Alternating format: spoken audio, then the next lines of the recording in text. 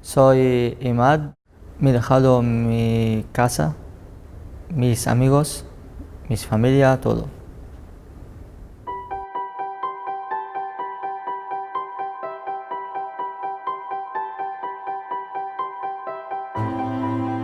Cuando llegué aquí, llegué extranjero, no sabía nada aquí, no conocía a nadie.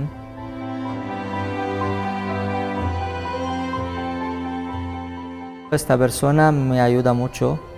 La chica me explicó qué puedo hacer aquí.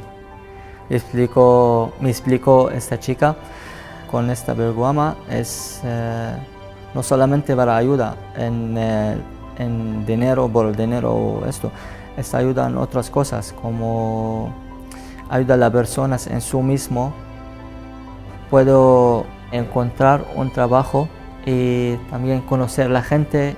Puedo tranquilamente hablar con cada persona porque yo sé, hablo español o he visto muchas cosas buenas para el futuro. El final me quedo aquí en Barcelona.